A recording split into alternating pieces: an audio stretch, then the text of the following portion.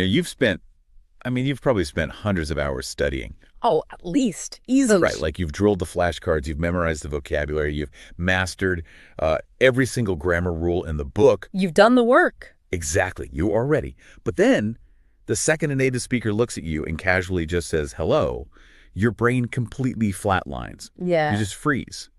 And it is this incredibly frustrating, almost like out-of-body experience. Oh, totally. It's maddening. It really is.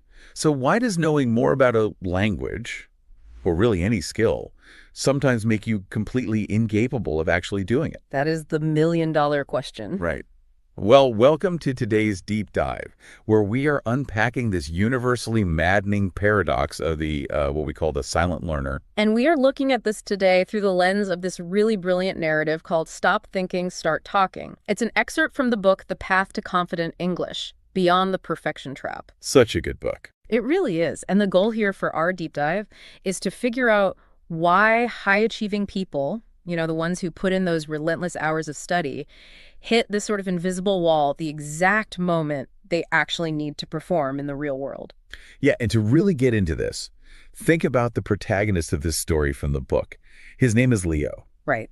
And if you've ever tried to learn a language, or honestly, if you've ever learned how to code or tried to play an instrument, you are going to see yourself in Leo. Oh, for sure. We've all been Leo. We have all been Leo. Ugh.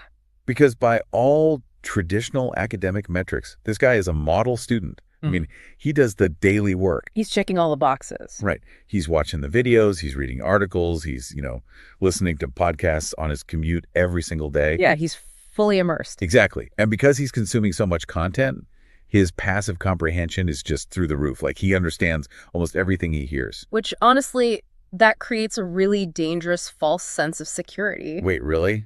How so? Well, because passive comprehension, like reading or listening, is fundamentally different from active production. Okay, right. When you are listening to something, the information comes to you already prepackaged, Your brain just has to decode it. It's just receiving it. Exactly. That is a relatively low-stakes cognitive process. But the moment Leo tries to actually speak, the whole system just falls apart. Yeah. He experiences what psychologists call a total behavioral freeze. He just locks up. I mean, he retreats into this total silence. Yeah, but the thing is, it's not a peaceful silence. Oh, no, not at all. Right. It is an internal storm. Before he can even articulate a single word, his internal monologue is just screaming at him. Just panicked. Totally. It's like, what if my grammar is wrong? Or what if I use the wrong preposition? What if they laugh at my accent? Exactly. All of that at once. No, reading about Leo's internal panic, it immediately made me think of, well, when you have a computer that's trying to run way too many heavy software applications at the exact same time. Oh, yeah, when the fan starts going crazy. Yes, the fan is whirring, the screen freezes. Think about Leo's brain in that freeze moment. He goes to speak, and instead of just opening like a lightweight talking app, his brain simultaneously launches Grammar Checker Pro. Right. And then it opens Advanced Vocabulary Thesaurus. Oh, and Accent Perfector 3000. Exactly. Yeah. And on top of all that, there's this massive background program running a real-time risk analysis on social embarrassment. That analogy actually maps perfectly onto the cognitive science of what we call working memory. Oh, really? Yeah. Human working memory is incredibly limited. On average, we can only hold about 4 to 7 chunks of information in our active mind at any given second. Wait, just 4 to 7? That's it? That's it. It's tiny. Wow. So if Leo's using like 5 of those mental slots just to calculate whether he should use the past perfect or the simple past tense. He has literally 0 cognitive bandwidth left to actually retrieve the vocabulary word he needs, let alone pay attention to the actual human person he is trying to talk to.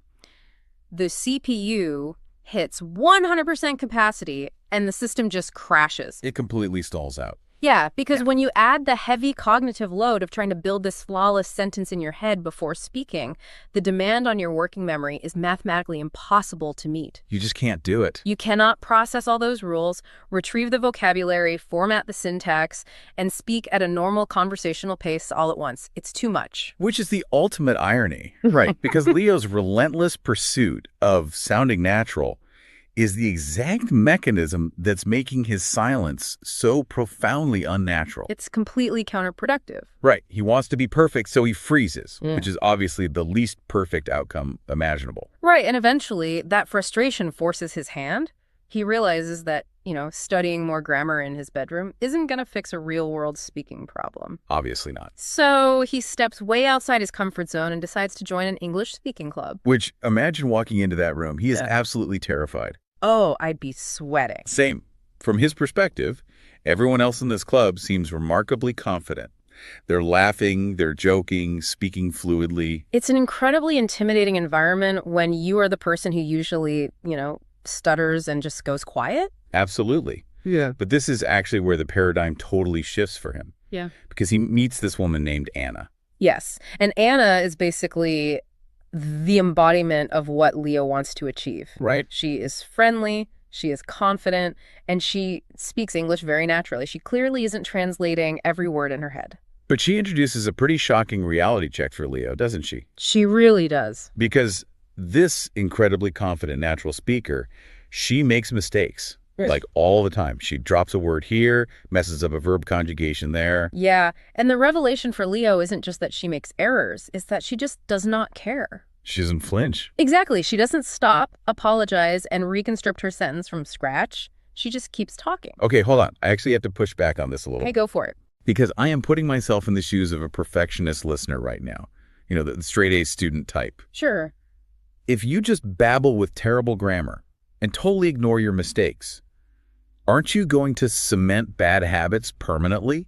Like, isn't that actually dangerous? That is a very common fear. Right. Because we can't just throw out the rule book and celebrate someone who is technically doing it wrong. Doesn't that defeat the entire purpose of learning the language to begin with? That skepticism is entirely natural, and honestly, it is the exact defense mechanism that Leo uses in the story. Really? Yeah, he looks at Anna and essentially thinks, why aren't you fixing your syntax? You're doing it wrong. Right, because his brain is wired for rules. Exactly. But when he finally asks her how she speaks so confidently despite the mistakes, her answer just completely shatters his whole academic framework. What does she say? She tells him, fluent speakers don't think about perfect English every second. They focus on communication. But doesn't ignoring the rules lead to what they call fossilization, where you just permanently learn to speak incorrectly and you're stuck that way? Well, consider the alternative. If the fear of a mistake prevents you from speaking entirely, you aren't cementing bad habits, sure, but you aren't communicating either. You're just silent. Right. You are achieving nothing. Anna is reframing the ultimate goal here. Okay, how so? For Leo, the objective has always been a flawless performance. He's treating a casual conversation like a final exam where every single syllable is being graded by a panel of judges. Right, which sounds exhausting. It is. But Anna is pointing out that a conversation is not a performance, it is a data transfer. A data transfer, I like that. Yeah, the objective is simply moving an idea from your brain into someone else's brain. That's it. It's about the connection, not the elegance of the code. Like if I say to you, yesterday I go to store, my grammar is objectively terrible. Sure, it's incorrect. But did you understand that I went to the store yesterday? Yes. Yeah. The idea transferred successfully. Exactly. The human brain is incredibly good at filling in the blanks. We don't need perfect syntax to understand meaning. That makes a lot of sense. And Anna diagnoses Leo's problem instantly. She sees him freezing and basically tells him to stop trying to build these mathematically perfect sentences in his head before he opens his mouth. Because the pursuit of perfection is actually the barrier to expression. Exactly.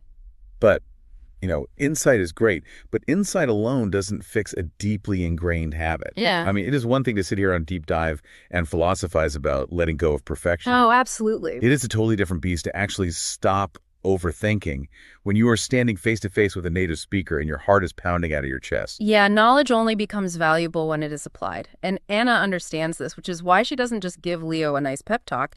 She gives him a framework. A really strict framework, actually. Surprisingly strict, yeah. She issues a 1-week challenge designed specifically to break his paralyzing habit. Let's lay out the rules of this challenge, because if you are listening right now, you can immediately apply this to whatever skill you are trying to master. Yeah, grab a pen. So Anna gives him 4 directives. Number 1, speak without overthinking. Number 2, use simple English. Number 3, speak fast enough to keep the conversation moving. And number 4, and this is the big one, do not stop because of small mistakes. Notice how those 4 rules directly attack the cognitive overload we discussed earlier. Right, the working memory thing. Exactly. By forcing him to use simple English and explicitly forbidding him from stopping to correct himself, she is artificially lowering the demand on his working memory. She's basically forcing him to close Grammar Checker Pro. Yes. She's closing the background apps. You know, it really reminds me of learning how to drive a manual transmission car like a stick shift. Oh, man. That is a steep learning curve. It is. If you've ever learned how to drive one, you know the cognitive load is just insane at first. You're coordinating the clutch with your left foot, the gas with your right foot. The steering wheel. The steering wheel, the gear shifter, looking at the RPMs, all while trying not to hit oncoming traffic. It's a perfect storm for a freeze response. Totally. And if you completely stop the car every single time you need to consciously think about shifting from second to third gear, you are going to stall out in the middle of a busy intersection. And everyone's going to honk at you. Right. You just have to keep your forward momentum going. Even if you grind the gears a little bit, even if the ride is incredibly bumpy, momentum is more important than a perfectly smooth shift. That is great analogy. Anna is essentially telling Leo, stop stalling the car. Just keep the conversation moving. And the very next day, Leo puts this to the test in what we can look at as like a micro interaction. He goes to a coffee shop. Yeah. And the stakes here are incredibly low. It's just a coffee shop. But for Leo, this is a life or death trial. Oh, his amygdala is firing on all cylinders. So the cashier casually asks him, how's your day? Now, normally, Leo would retreat into his safe, impenetrable shell. Right. He would give a one-word, perfectly grammatical answer. Good. Because good carries zero risk of failure. Exactly. It is a defense mechanism disguised as an answer. But this time, he remembers the challenge. He decides not to stall the car. He steps up and he actually says, it's going well. I'm practicing my English today. Think about the courage that takes for someone who is terrified of being judged. I mean, he is exposing his vulnerability right there. He really is. Yeah. And the cashier's reaction is basically the turning point of the entire narrative. It is. The cashier just smiles warmly and says, that's awesome. Yeah. And if we break down this tiny, seemingly mundane interaction, it is actually a massive psychological victory for Leo. Because of what didn't happen. Exactly. Look at what didn't happen. The cashier did not pull out a red pen and correct his syntax. No. The cashier did not laugh at his accent. The cashier engaged entirely with his human experience. They connected.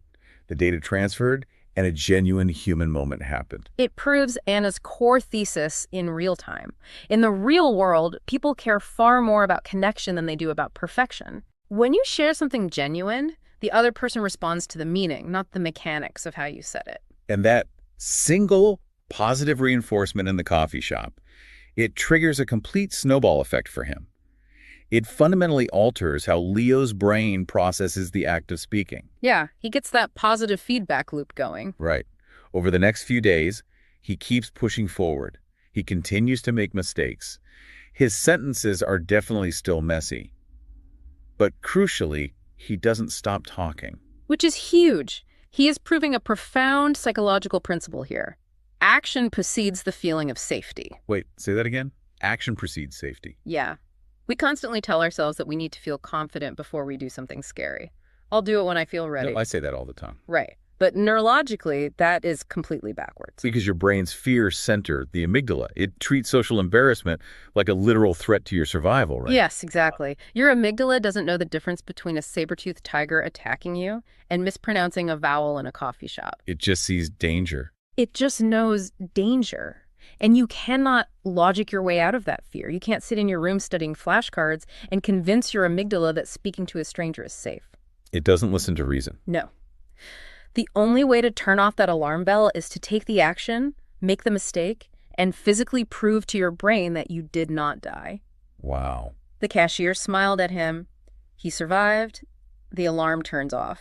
So he literally acts his way into a new way of thinking. Exactly. That is so wild. And as he keeps that momentum going over the week, real physiological and mental changes happen to him. His mind actually calms down. The baseline anxiety just drops. Yeah. The anxiety of hunting for the perfect sentence just evaporates. And because he is in panic, his speaking naturally becomes smoother. Naturally. But the biggest shift, He finally stops translating every single sentence from his native language into English in his head. Because he freed up his working memory. Exactly. By lowering the cognitive load, by allowing himself to be imperfect, his brain suddenly had the capacity to just operate naturally. He achieved the fluency he wanted all along, but he achieved it by letting go of the control he thought he needed to get there. It's a beautiful paradox. It really is. Which brings our story full circle, right back to the speaking club at the end of the week. The final test. Right. Leo stands up in front of the group, the exact same group that terrified him just days earlier. Yeah. And he tells a complete story in English. He follows Anna's rules to the letter. He uses simple words. He relies on basic grammar. But because his mind is calm and he's not, stalling the car every 3 seconds, Right. he delivers this story with absolute clarity and total confidence.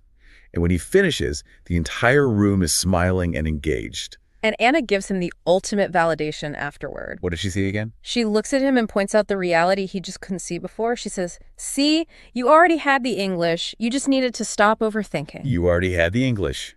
That is such a powerful realization. The tools were always in his toolbox. They were just locked behind this heavy iron door of perfectionism. Yeah.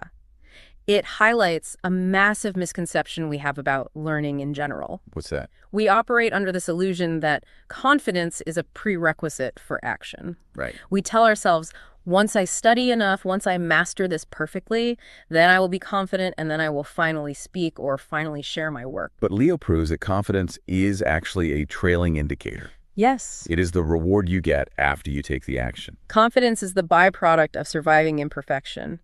It grows through doing, through making mistakes, through grinding the gears and realizing the car is still moving forward anyway. But it does not grow by staying quiet in your room, studying. Never. So let's distill this down for everybody. If you are sitting there right now struggling with a new language or trying to learn how to code or learning a new instrument, the lesson from Leo's journey is incredibly clear. Don't wait for the perfect sentence. Embrace the simple words. Embrace the awkward, normal pauses. Lean into the inevitable mistakes. Because those mistakes are not failures. They are the physical evidence that you are actively in the arena, transferring ideas and making real connections. Trust yourself to just start talking. Communication will always trump perfection. Just keep your forward momentum going. Because speaking flawlessly to an empty room achieves absolutely nothing. Nothing at all. But connecting imperfectly with another human being achieves everything. The goal is connection, always. I love that. The goal is connection. And that actually brings us to our final thought for today. We spent this time exploring how Leo let go of grammatical perfection to finally find his voice. Right. But I want you to take this concept and zoom out for a second. Look at the rest of your life. If we accept that connection and forward momentum are far more important than flawless execution, what other areas in your life are you holding back in? Oh, that's a great question. Think about your career. Think about your creative projects. Think about your relationships. Where are you staying completely silent simply because you are waiting for your thoughts or your skills to be absolutely perfect before you share them? Because the cost of perfection is almost always higher than the cost of a mistake. It really is. What opportunities, what conversations, what connections are you missing out on right now because you are terrified of a messy first draft? It is definitely something to seriously mull over until next time. Absolutely. Thank you so much for joining us for this deep dive into the material. We really appreciate your curiosity and your time. Keep learning, keep pushing forward, embrace the messy first draft, and we'll catch you on the next one. So, imagine you're spending, hundreds of hours building this massive, meticulously organized library right inside your head. Okay, I'm picturing it. Right, so every new vocabulary word you learn, every complex grammar rule, every interesting fact from an expert, they all get perfectly shelved in their designated sections. You put in the work, you possess the knowledge. Yeah, and you feel really confident when you're just, walking the aisles of that internal library. I mean, everything makes perfect sense when you're just looking at it. Exactly. But then you step out into the real world. You're at a networking event or maybe joining a new class or just grabbing coffee with a stranger. Right. And someone casually knocks on the front door of your beautifully curated library and says, "Hey, tell me a little bit about yourself." Oh, man, the ultimate dreaded question. It is. And what happens? The door just jams shut. You're standing on the inside, desperately staring at all your beautiful books, but the handle won't budge. Like you literally cannot get the words out. It's an incredibly agonizing experience, and it's really common. We're exploring the massive, often super frustrating gap between passively understanding information and actively communicating it Yeah. under pressure. Yeah, that freeze. Yeah, exactly, that cognitive freeze. Today's deep dive is fundamentally about that deer in the headlights moment that happens to all of us when we're put on the spot and, how to systematically dismantle that anxiety. Okay, so let's unpack this. We're pulling our insights today from an excerpt in a guide called Finding Your Voice, The Path to Confident Speaking. Right. And specifically, we're focusing on a really deeply relatable story featured on the Easy English podcast. It's called Talk About Yourself with Confidence. Our mission for this deep dive is to figure out why that library door jams in the first place and, more importantly, how to fix it. Yeah, to understand the underlying mechanics of this freeze, we really need to look at the protagonist of this source material. Her name is Maya, and she represents, well, she's the ultimate dedicated learner. Oh, absolutely. And if you're listening to this right now, there is a very high chance you have a lot in common with Maya. For sure. I mean, the text tells us she studies English every single day. She is not slacking off. She watches videos, she reads books, she practices her listening skills relentlessly. She's doing everything right. Yeah. And her comprehension, meaning her ability to understand what is being said to her by other people, is excellent. Our internal library is fully stocked and the lights are completely on. But then comes the trigger. That seemingly innocent, wide open question. Right, the tell me about yourself question. The source material notes this drastic, immediate shift in Maya's physical and mental state the exact moment those words are spoken out loud. It's visceral. Totally. She becomes incredibly nervous. Her mind just goes completely empty. The words she absolutely knows, like the words she was literally just reviewing that morning, vanish. Yeah. She shrinks back and starts speaking very, very quietly. Which, by the way, is a classic physiological response. She's physically shrinking back, trying to become invisible, because the sudden heat of the spotlight feels like a literal threat to her nervous system. Wow, a threat. Yeah, and the resulting output is just heartbreaking for her. It really is. Instead of showcasing this rich, complex proficiency she spent hours and hours building, she reverts to the absolute bare minimum. She gives these tiny, fragmented answers. Right, like I'm a student. Exactly. I'm a student. I like music. And that's it. The conversation just kind of dies. You can imagine the psychological toll that takes on a dedicated learner. I mean, the text highlights that after these conversations, Maya is left feeling deeply disappointed in herself. Oh, totally. She's probably so frustrated. Exactly. She's asking, why is it so hard to talk about myself? I know English, but I lose confidence the second I start speaking. She feels like her external output is betraying her internal intelligence.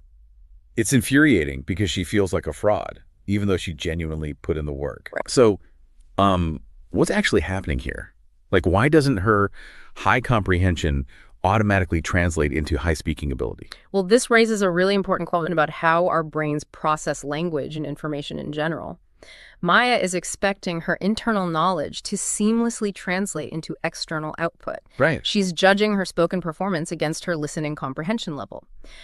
But what she doesn't realize, and honestly what trips up so many of us in any new skill, is that active speaking requires an entirely different cognitive pathway than passive listening. Wait, so is it kind of like, okay, just because I can watch a cooking show and, deeply appreciate a beautifully plated Michelin star meal, that doesn't mean I automatically know how to chop the onions, manage the heat, and cook it from scratch. Like, it's a completely different muscle. That is a fantastic way to visualize it. Yeah. One skill set is entirely receptive, you're just taking it in. The other is productive, you're creating it from thin air. When you're listening to someone else speak, they're providing all the architecture for you. They're supplying the vocabulary, arranging the grammar, setting the context. They're doing all the heavy lifting. Exactly. Your brain's Wernicke's area, which handles comprehension, basically just has to decode the signals. It's a relatively smooth process. So you're basically just riding in the passenger seat. You are. But when you're speaking, especially in response to a wide open, unstructured question like, tell me about yourself. Oh, man, yeah. Your brain is suddenly forced into the driver's seat. It has to invent the architecture. It has to scan the library for the right vocabulary, apply the grammatical rules in real time, and then coordinate with Broca's area to physically move your vocal cords, tongue, and lips to produce the sound. Wow, when you put it like that, that is a massive sudden spike in cognitive demand. It's huge. The system simply gets overwhelmed. Which makes total sense of why Maya's mind goes blank. The system crashes. Well, This perfectly sets up the turning point in Maya's story. Because Maya doesn't just sit at home feeling defeated, right? No, she doesn't. She takes action and joins a small English conversation group. And here she meets a friendly teacher named Daniel, and the narrative completely shifts from diagnosing the problem to finding the cure. Yeah, Daniel is highly observant. He watches Maya interact within the group setting, and he pinpoints the issue almost immediately. What does he notice? Well, he sees that she understands the English being spoken around her perfectly well. She's tracking the jokes. She's nodding at the right times. She isn't lacking vocabulary at all. Right. What she lacks is the confidence to navigate that massive spike in cognitive demand when the spotlight swings to her. So after class, Daniel pulls her aside. And he delivers what I think is arguably the most crucial mindset shift in this entire deep dive. Oh, absolutely. He tells her, people don't expect perfect English. They just want to understand you. It's a very simple statement, but it represents a radical shift in how we approach communication. He's moving the goalposts from a defensive posture to a really generous one. And here's where it gets really interesting to me. If you think about traditional education models, whether you're learning a language or math or history, Oh yeah, school. right, we're usually trained to prioritize perfection above all else. We're graded on avoiding errors. You get an A if you have perfect grammar. You get a glaring red X if you make a mistake. Definitely. Doesn't striving for that kind of academic perfection actually make us worse communicators in the real world? It absolutely hinders us, and it goes right back to that concept of cognitive load we were just unpacking. How so? Well, perfectionism is an incredibly heavy burden for the brain to carry during a real-time interaction. If you're stepping into a conversation and your primary internal directive is do not make a grammatical mistake, Right. you're essentially running a massive, energy-draining software program in the background of your mind. Oh, I love that analogy. It's like having 20 memory-heavy tabs open on your internet browser. The whole system slows to an absolute crawl. Precisely. Because your brain is actively running that grammar checking software, analyzing every single word, checking for subject-verb agreement, and anticipating where you might trip up before the word even reaches your mouth. Which takes up all your brain power. Exactly. That leaves virtually zero processing power to actually access the vocabulary you already know, let alone focus on connecting with the human being standing right in front of you. Okay, so when Daniel says, they just want to understand you, he's giving Maya permission to close all those extra tabs. Yes. He removes the demand for perfection. He shifts her goal from passing this invisible academic test to simply sharing her story with another person. Wow. And once that pressure is lifted, the brain suddenly has the free RAM, like the processing space, to actually function and retrieve the words. That is incredibly freeing. And I think the source material makes a vital point here. A mindset shift isn't enough on its own. No, it's really not. Because, you can stand in front of the mirror and tell yourself perfection doesn't matter all day long.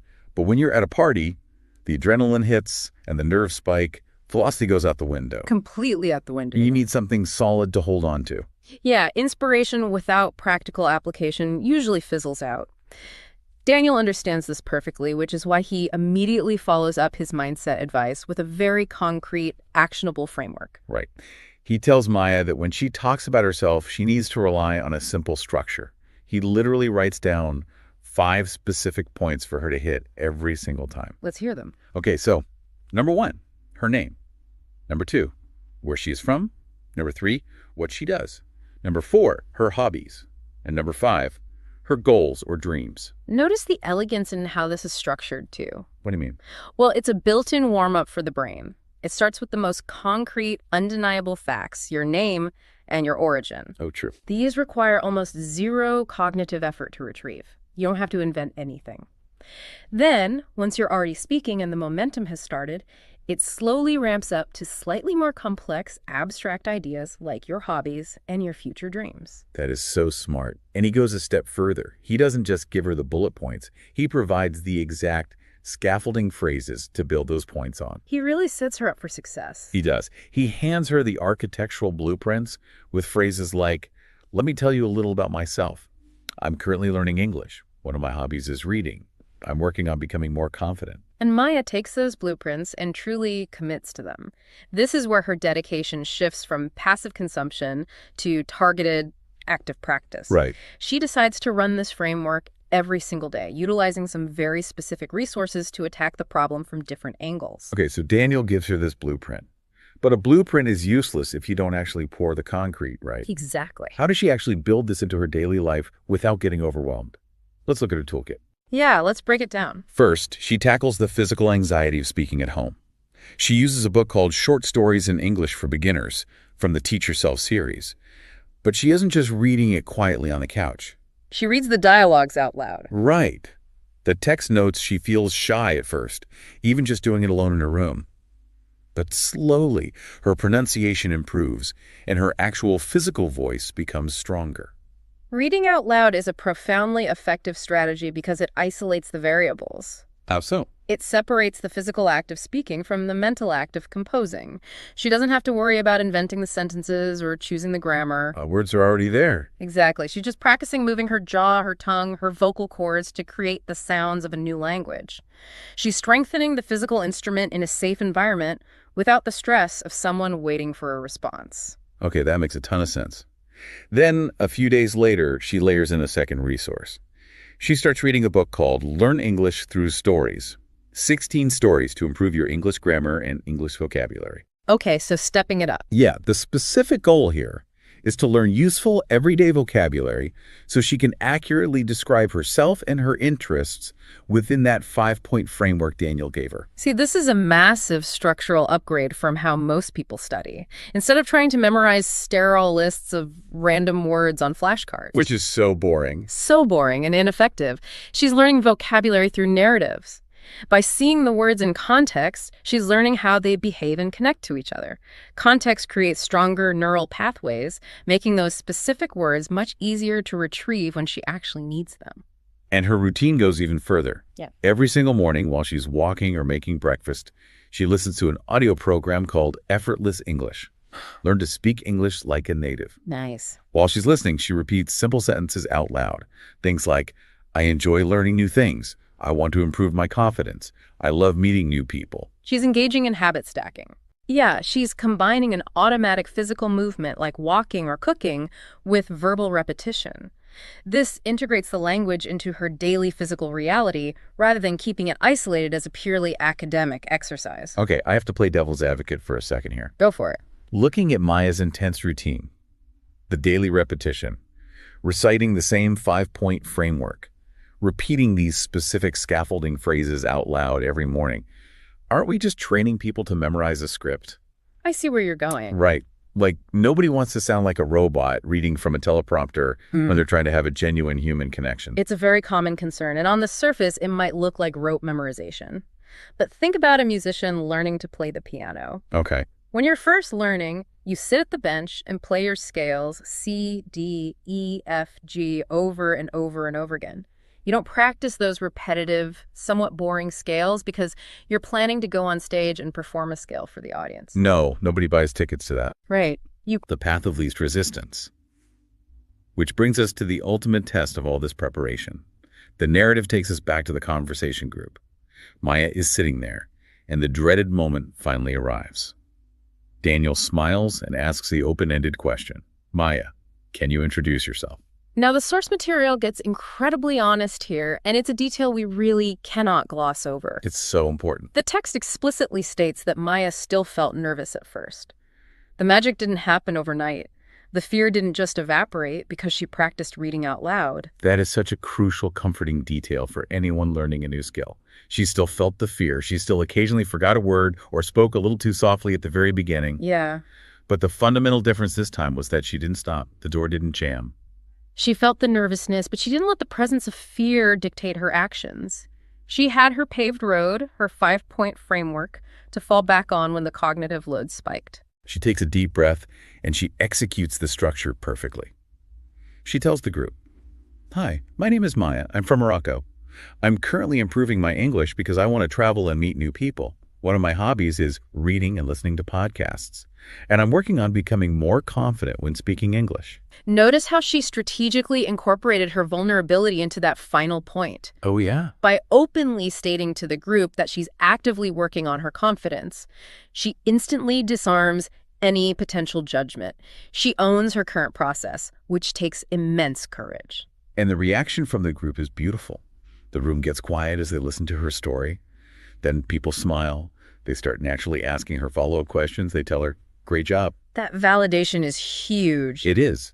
And the text notes that for the very first time, Maya actually feels relaxed while speaking English. What's fascinating here is the sequence of how her confidence developed. So often we tell ourselves, I'll speak up once I feel confident, or, I'll launch the project once I feel ready. All the time. We treat confidence as a prerequisite.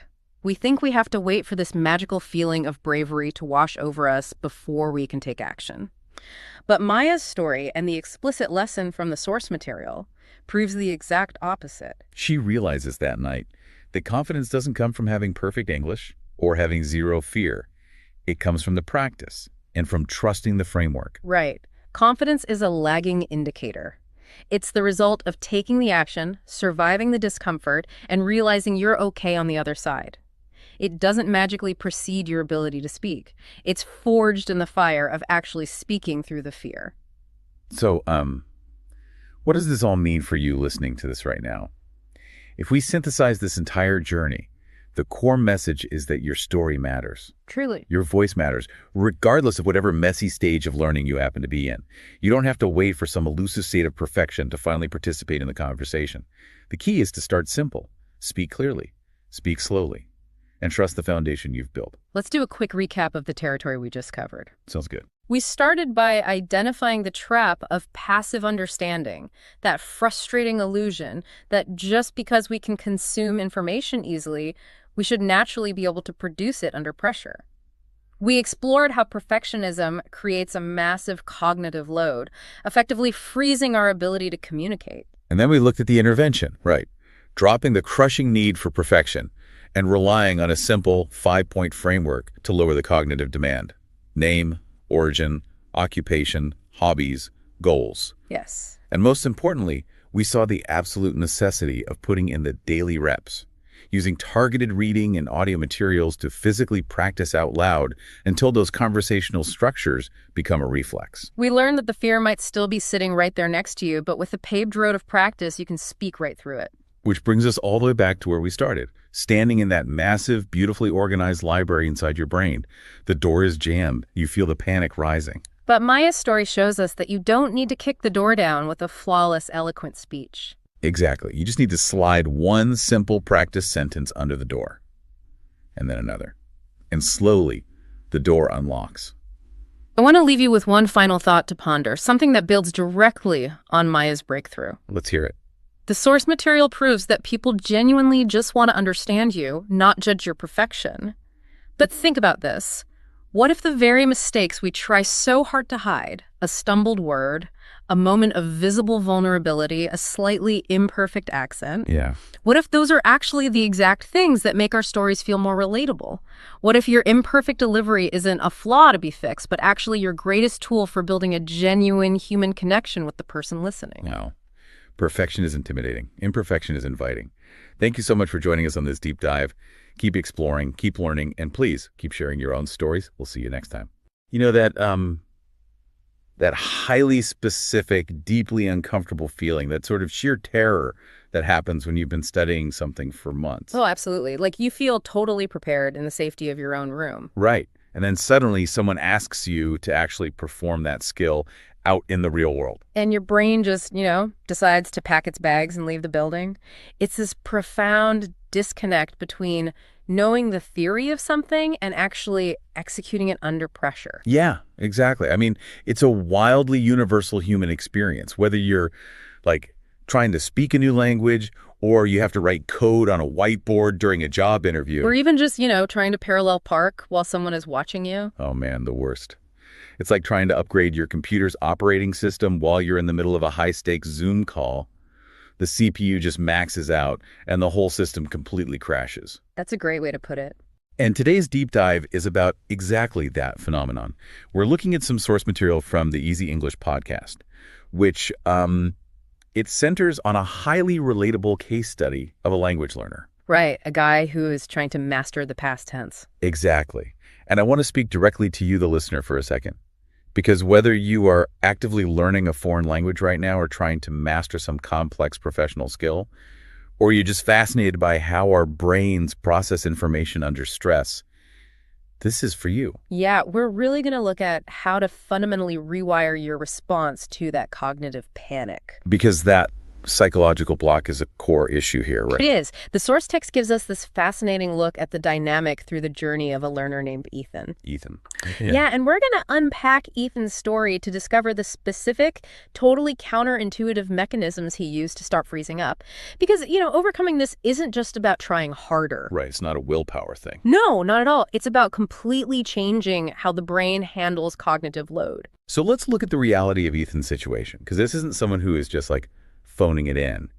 Ethan is a highly dedicated student. He really is. He's putting in the hours every single day. Yeah, he watches instructional videos. Yeah. He listens to conversational audio. He's actively practicing his vocabulary. I mean, he's built a really solid foundation. And when he operates in the present tense, he communicates just fine. Exactly. He has the raw materials, right? Right. He possesses the vocabulary and the grammatical understanding in his passive memory.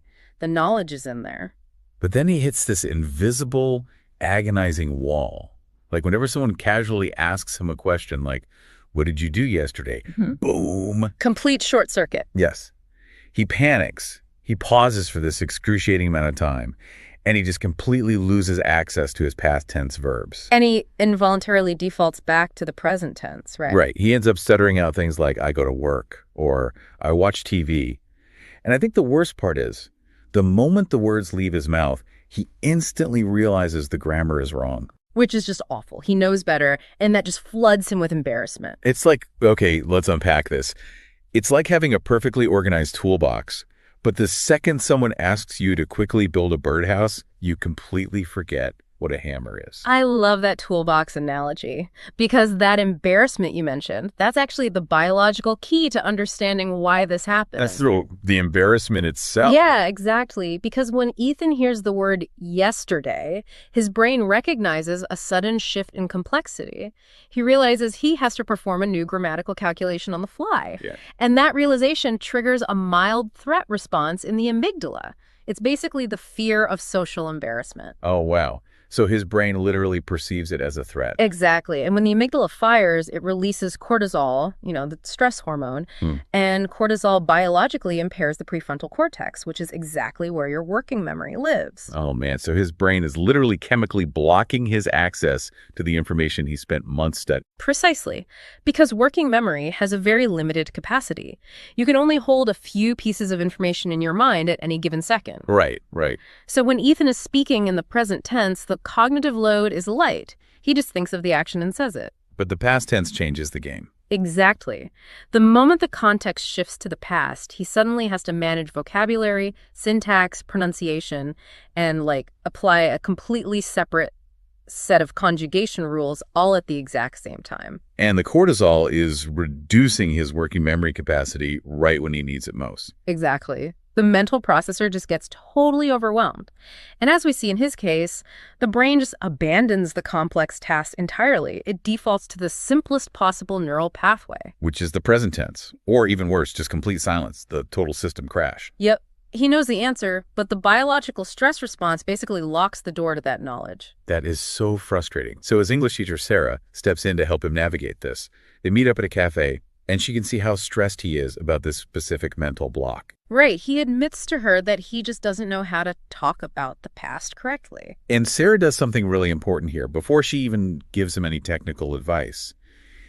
She normalizes the struggle. That's such a crucial step. Yeah, she smiles and just tells him, finding the past tense difficult is completely normal. It just takes practice. And by doing that, by validating his frustration, she is actively lowering his affective filter. The affective filter, what's that? So it's a concept in linguistics that basically says negative emotions like anxiety, self-doubt, or even boredom act as a literal physical barrier to learning. Oh, fascinating. Yeah, so by telling him, hey, this is hard for everyone, you aren't broken, she is shutting off that cortisol pump. She's creating a psychologically safe environment. So his prefrontal cortex can actually come back online. Exactly. Okay, so once she gets his brain out of that fight or flight mode, she gives him her strategy. She tells him to stop trying to formulate complicated sentences. Right.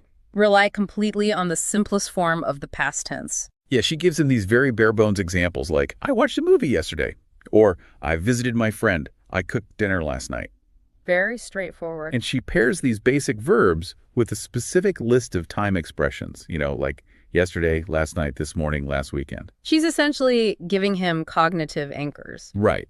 But here's where it gets really interesting, and let me push back a bit on this. Sure. If Sarah tells him, don't try to use difficult English, simple sentences are enough, doesn't that risk making an adult learner feel like they sound, well, childish? I hear that a lot, yeah. Because if I'm an adult trying to engage with my colleagues, simple feels like a demotion. Don't we want to sound sophisticated and capable in our professional environments? It is a very, very common trap. High-achieving adults want their new skills to immediately match the complexity of their native abilities. Right. You want to sound as smart in the new language as you do in your native language. Exactly. But Ethan's story teaches us a deeply counterintuitive insight here. Fluency isn't about having a massive, complex vocabulary. It isn't. No. It's about radically reducing your cognitive load so you can actually access the vocabulary you already have. By intentionally stripping away those complex grammatical structures, Sarah is lowering the processing requirements of his brain. Oh, I see. So it's a triage strategy, like stop the bleeding first, worry about the cosmetic surgery later. That's a perfect way to put it. And consider the brilliance of those specific time expressions she gave him, too. The yesterdays and last nights. Yeah. When you start a sentence with the word yesterday, you immediately establish a macro context for the listener. You are signaling to the other person's brain that everything following this word happened in the past. Oh, that makes so much sense. Because that context is so firmly established up front, the pressure on Ethan to perfectly conjugate every single verb that follows is massively reduced. Exactly. Even if he messes up the grammar slightly later in the sentence, the listener already knows he's talking about the past. The message survives. So the communication is 100% successful, even if the grammar isn't poetry. Right. It goes back to the primary function of language, or really any skill you're learning. The goal isn't to impress people with your technical complexity. The goal is to successfully transfer an idea from your brain into someone else's brain. Exactly. I watched a movie yesterday. Might not win a Pulitzer, but it perfectly accomplishes the goal of communication without crashing Ethan's internal operating system. Once you accept that simple is sufficient, the anxiety just dissipates. The fear of sounding like a beginner is exactly what keeps people stuck as beginners. Beautifully said. So Sarah lowers the stakes at the cafe and gives him this strategy. But, an epiphany over coffee doesn't actually rewire your neurons, right? Sadly, no, it doesn't. Right. Ethan still has to go home and build the muscle memory. And this is where he develops a highly specific multisensory toolkit to internalize this new approach. The immersion phase. This is where the biological rewiring actually takes place. So he builds this routine that attacks the problem from multiple angles. First, every single evening right before bed, he sits down and writes exactly 3 simple sentences about his day. Just 3. Yeah, just 3. Like, today I studied English, I walked to the store, I talked to my coworker. He admits these sentences feel incredibly basic at first, but he forces himself to be consistent. There is a tremendous amount of neuroscience packed into that specific routine. Oh, really? Let's dig into that. Let's start with the evening journaling. By writing exactly 3 sentences right before bed, he is taking advantage of sleep consolidation. Sleep consolidation. Yeah, the brain transfers information from short-term to long-term memory while we sleep. So by making the simple past tense the very last thing his brain processes before sleep, he's prioritizing those neural pathways for strengthening overnight. Oh, wow. And limiting it to just 3 sentences is crucial, I bet. If he told himself to write a whole page, he'd probably quit after 3 days. Absolutely. 3 sentences is a hurdle so low he can't possibly trip over it. It guarantees consistency. That makes total sense.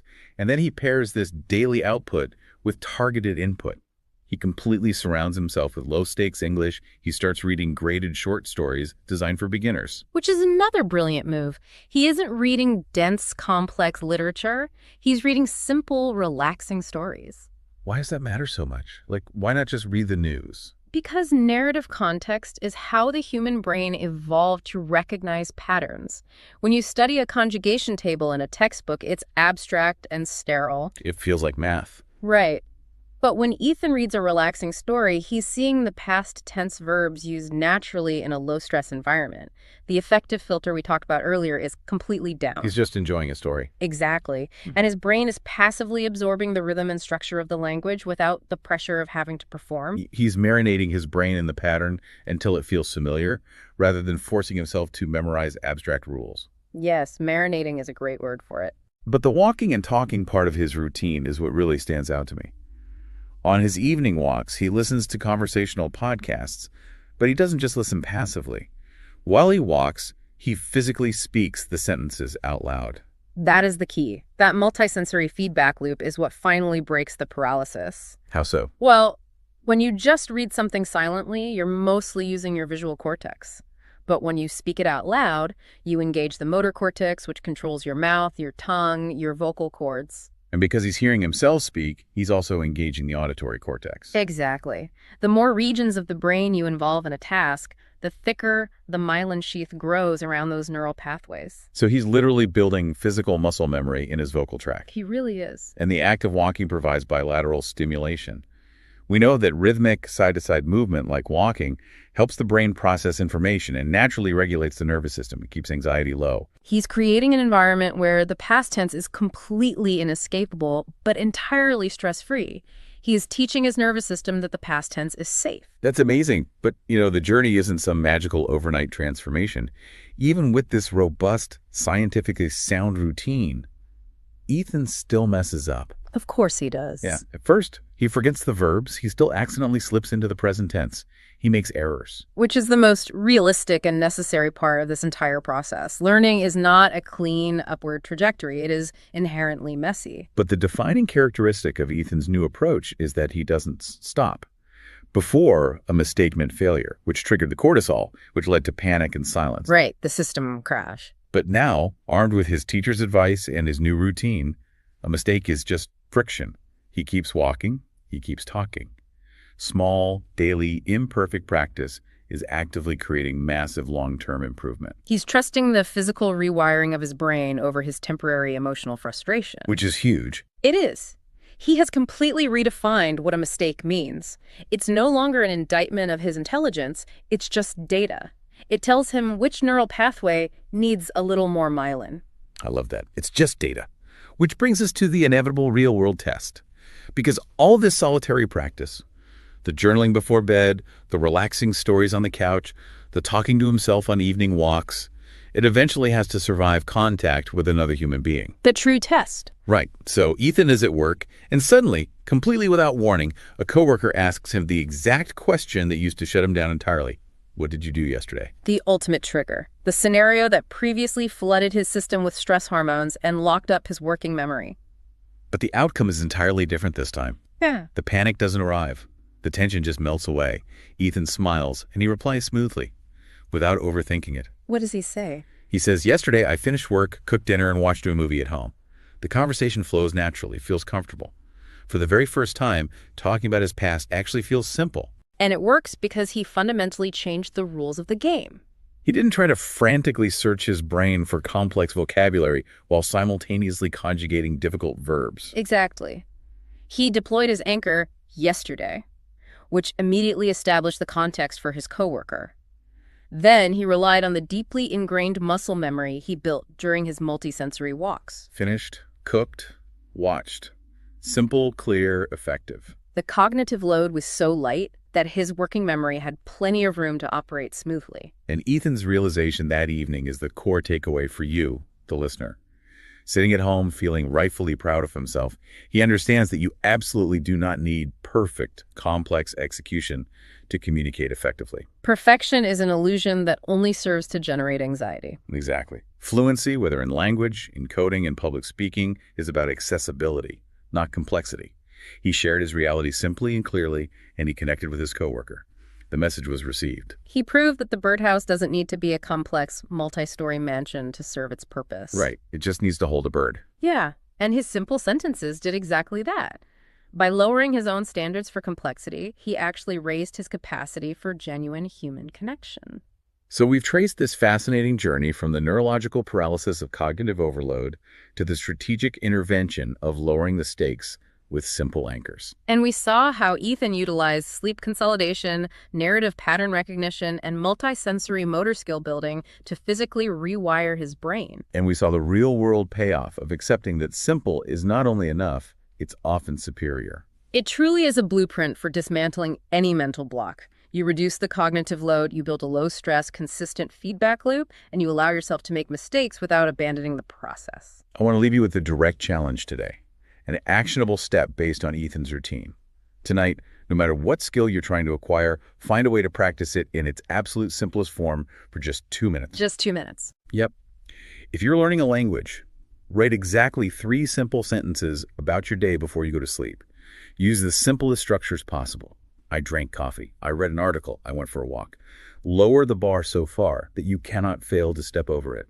Do it tonight and let your brain process that success while you sleep. And, if learning to comfortably express our past experiences actually transforms how we connect with the people around us in the present, then mastering the past tense isn't just about passing a grammar test. It's way more than that. It is the fundamental mechanism for taking ownership of your personal history, reducing the friction between your thoughts and the outside world, and confidently sharing the narrative of who you are. That is incredibly powerful. The next time you're pushed into the deep end and expected to perform under pressure, remember that you don't need to immediately execute a flawless Olympic routine. You just need to know how to simply and calmly tread water. Reduce the load, trust the muscle memory you've built, and let the rest happen naturally. Until next time, keep diving deep. We usually treat our brains like a smartphone that just needs a quick software update, Right, like a patch you can just download. Exactly. You decide you're going to radically change your life or kick a stubborn habit. So you plug it in, hit download on some new productivity system, and you just expect the shiny, flawless operating system to install itself overnight. Which is incredibly optimistic. Yeah, it never works. But you assume you're going to wake up the next morning magically immune to distractions, completely focused, and, never making an unhealthy choice ever again. Yeah, complete overnight transformation. Right. But that massive gap between the instant software update we want and the messy, slow reality of how human behavior actually changes, that is exactly what we are unpacking in today's deep dive. So welcome in, everyone. Glad to be here for this one. I am thrilled you're joining us because we are looking at a piece of source material today that completely flips the script on how we understand discipline. On the surface, the story is titled How to Talk About Self-Control in English, which it comes from a broader piece called The Architecture of Discipline, Small Habits for English Mastery. And, looking at that title, it reads like a standard practical language learning tool. Yeah, like a textbook. Exactly, a way to memorize vocabulary. But peeling back the layers reveals something much more profound. It is secretly a masterclass in behavioral design and cognitive psychology. Oh, absolutely. It uses the framework of learning English to bypass our usual resistance to habit change. And it grounds these complex behavioral mechanisms in a highly relatable narrative. Which brings us to the protagonist of our source material. His name is Ryan, and Ryan's situation is going to feel incredibly familiar to you listening. I think we've all been Ryan at some point. Oh, 100%. He wants to improve his life, but he is plagued by the ultimate modern condition. He gets distracted constantly, spends hours doom scrolling on his phone, delays important work, and just, falls into poor daily routines. Right, the classic modern trap. Yeah, and the source text gives us a window into what happens immediately after Ryan engages in these behaviors. He doesn't just feel mild regret. He has this intense, frustrating internal monologue. He really beats himself up. He does. He asks himself, why can't I control myself, and why do I always lose focus? Those 2 questions are the perfect entry point into the psychology of discipline. How so? Because they highlight a fundamental error in how most of us view self-control. Ryan is looking at his lack of focus as a deep-seated character flaw. Right, like there's something wrong with him. Exactly. When he asks, why can't I control myself, he is operating under the assumption that discipline is a genetic trait. Like it's something you are either born with or you aren't. The mythical discipline gene. Yes. He views himself as fundamentally broken because he doesn't possess this gene that, successful people just seem to have by default. And we see that contrast sharply when Ryan goes to visit his older cousin Michael.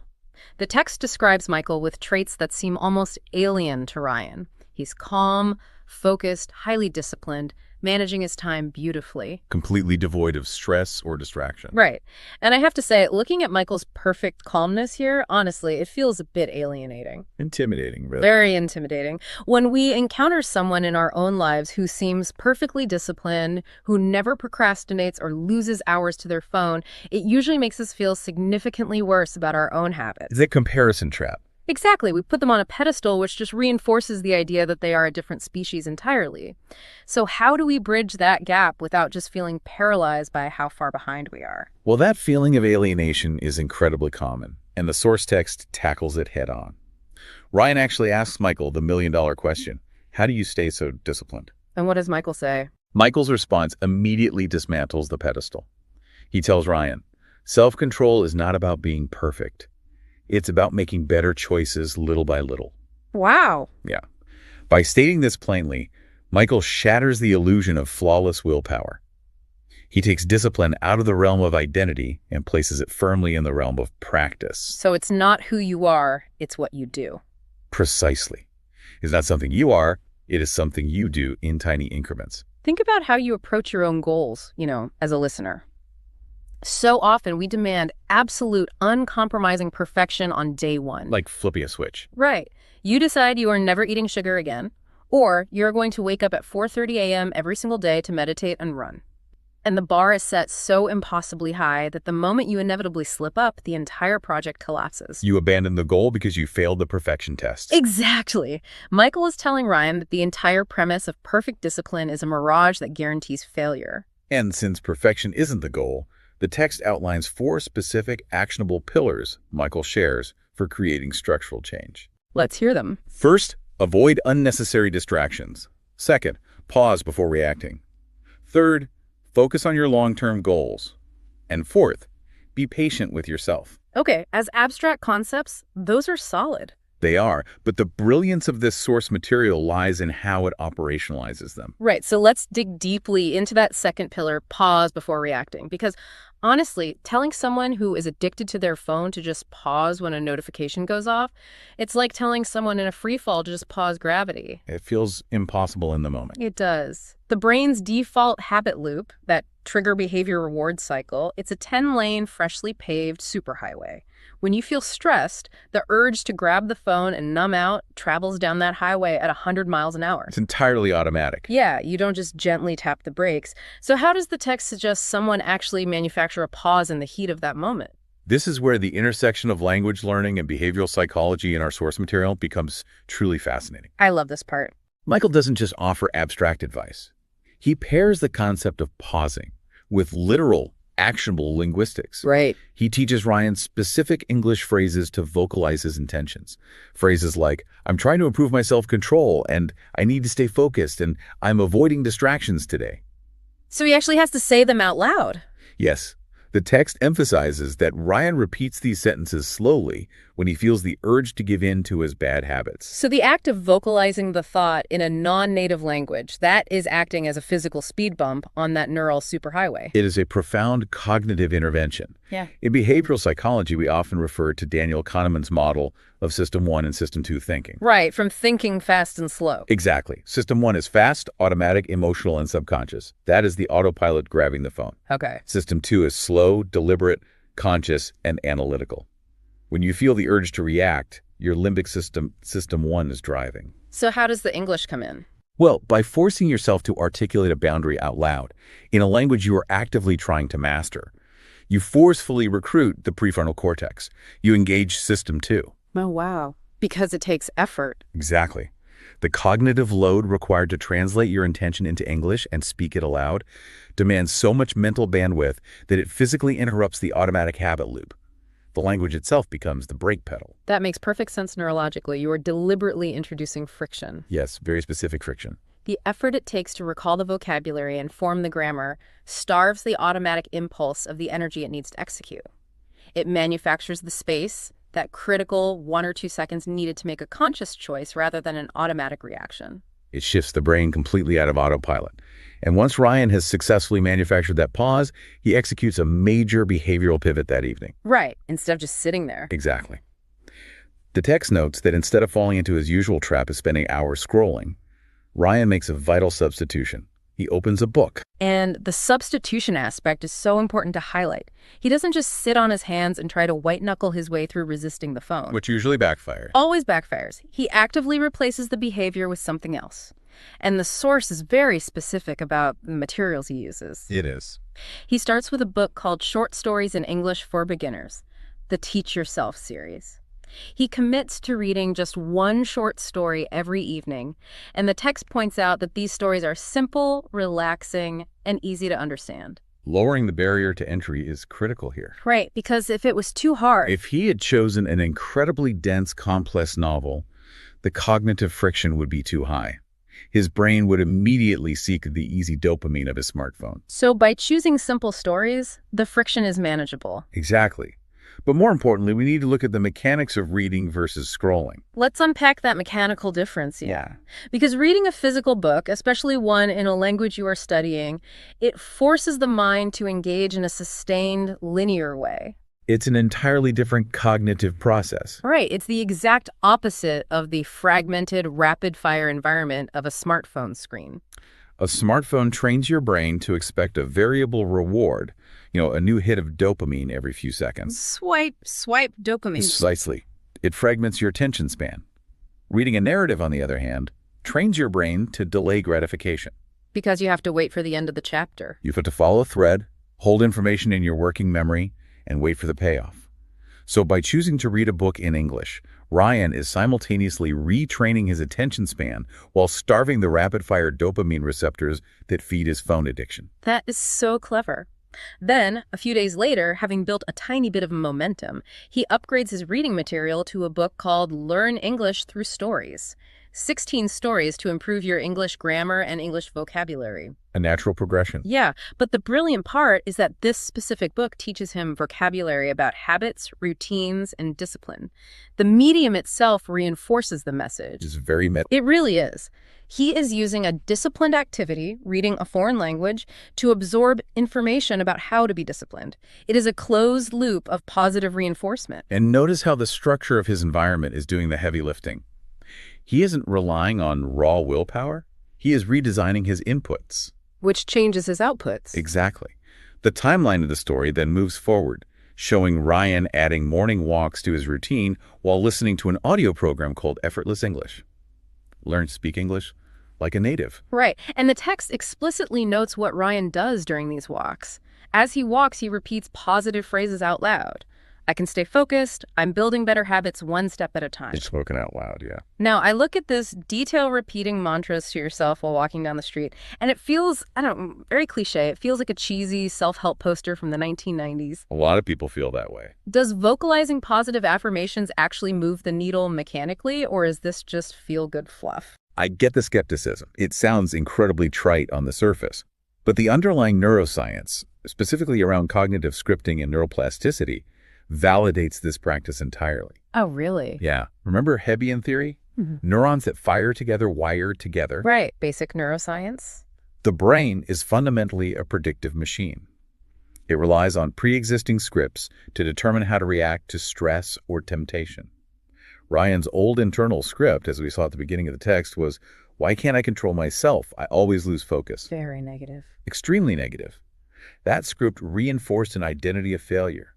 Every time he faced a challenge, his brain predicted failure based on that exact script. So by literally speaking these new phrases into existence during his walks, he is preloading a new behavioral script. Exactly. When the temptation to scroll on his phone hits later in the day, his brain doesn't have to default to the old muddy rut of I have no self-control. It has a newly paved road available. I am building better habits. He is rehearsing the identity of a disciplined person. Language profoundly shapes our cognitive frameworks. And doing it in English adds that extra layer. Yes, by articulating these concepts in English, he is building a parallel neural architecture. The language acquisition isn't just a byproduct of his discipline. It is the scaffolding supporting his new identity. He is writing the code for his new reactions before the stress test even occurs. You know, what makes this source material so compelling is that it doesn't suddenly cut to a montage where Ryan is flawless forever. No, it's very realistic. It refuses to sugarcoat the process. The text plainly states that at first, self-control still feels difficult for Ryan. He gets distracted again. He wastes time. The old software doesn't just magically disappear overnight. Right, the 10-lane highway of his old habits is still there. Relapse is an unavoidable reality of behavioral change. Just it happens. The defining factor isn't whether you relapse, but how you respond to the relapse. And that is the absolute turning point in the text. It explicitly notes, but this time he doesn't give up. He doesn't let a moment of distraction convince him that he is fundamentally broken or that he lacks the discipline gene. He applies the fourth pillar. Be patient with yourself. Exactly. He keeps practicing the small changes, utilizing the pauses, and speaking his new scripts every single day. The math of behavioral change is cumulative, isn't it? It is entirely cumulative. The text outlines this beautifully as weeks pass. The microscopic daily choices begin to compound. And we start to see real results. The results manifest naturally. Ryan spends less time on his phone, finishes tasks faster, and genuinely feels calmer, more focused, and more disciplined. He becomes the person he observed in his cousin Michael. Not through a massive heroic effort, but through relentless, tiny substitutions. Tiny, deliberate choices. This brings us to the core epiphany of the entire piece. One day, Ryan realizes something fundamentally life-changing. I want to quote directly from the text here. Self-control is not one big decision. It is many small decisions made every day. Such a powerful line. It really is. It completely shifts the paradigm of how we view success. It redefines the architecture of discipline. It's built brick by tiny brick, choice by tiny choice. For you listening to this right now, look at the goals you've been struggling with. Think about the changes you want to make. Are you waiting for a single moment of massive inspiration to strike? Like a lightning bolt. Yeah. Are you hoping for a lightning bolt of perfect motivation so you can make one big heroic decision that fixes everything? Or are you willing to make the tiny, microscopic, totally unglamorous good decisions today? Those are the ones that count. Choosing to read a book for 10 minutes instead of scrolling. Taking a literal, out-loud pause before reacting to stress. Repeating a structural phrase when you feel overwhelmed. The key takeaways extracted from this source material provide a highly practical roadmap. Strong self-control creates a strong life, but good habits take time, and progress requires profound patience. It's all about that slow burn. Most importantly, it is the friction you introduce into your bad habits, Yeah. like the cognitive load of a second language, and the momentum you build through small daily choices that completely change your future. To wrap up, we want to leave you with the exact call to action posed at the very end of our source material. Ask yourself today, right now, what small habit can I improve? Just pick one. Start incredibly simple. Stay consistent. And remember that every single microscopic choice matters in the broader architecture of your life. To build on that, consider this final lingering thought. That's that. If this story demonstrates that self-control is built entirely through small, manageable daily substitutions, like introducing linguistic speed bumps and rewriting our cognitive scripts, then is the mainstream concept of willpower actually a complete myth? That is a fascinating question. Instead of constantly punishing ourselves for a perceived lack of inherent willpower, perhaps willpower isn't a battery that we drain at all. Perhaps it is simply a technique we apply. We just need better scripts, more deliberate friction, and much, much smaller steps. Stop waiting for a magical software update to fix your brain and just start writing one better line of code today. Thank you so much for joining us on this deep dive. Stay focused, keep exploring, and keep improving. We will catch you on the next one. How often does someone look at you, maybe just passing in the hallway at the office, and ask a very basic question, like, how are you? Right, or while you're waiting for your morning coffee or something. Yeah, exactly. And how often do you immediately, almost without even taking a breath, just reply, I'm fine. Oh, all the time, even when your mind is completely racing. Right, even when you're carrying an impossible amount of stress or you're just deeply, deeply exhausted, you just say, I'm fine. Well, it operates entirely as a reflex, rather than an actual response. Yeah. We've been conditioned to treat that question as a social pleasantry instead of a genuine inquiry. So we just offer the most frictionless answer available. And today, we are going to figure out how to break that reflex. Welcome to the deep dive, by the way. Glad to be here. So for this deep dive, we're exploring a really fascinating case study of an English learner named Liam. It's a great story. It really is.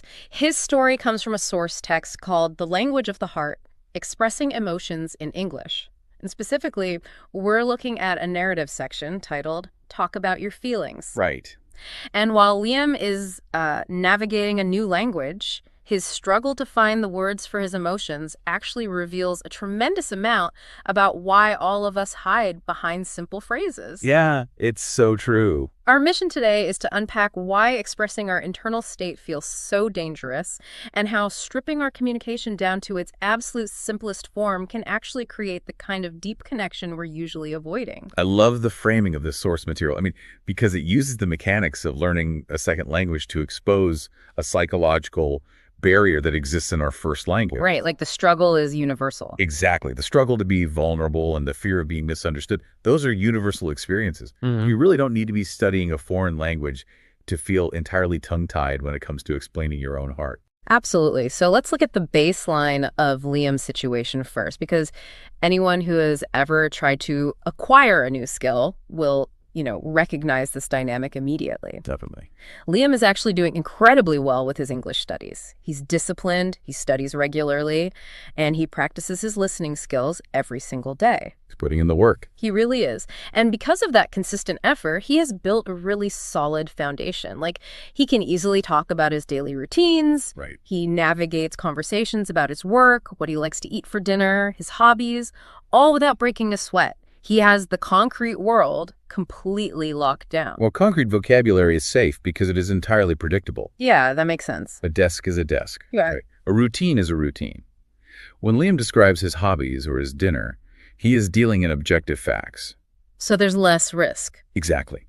The rules of grammar apply perfectly to objective facts, which gives a learner a profound sense of control. But, and this is the kicker, the second he has to talk about his feelings, that control just vanishes.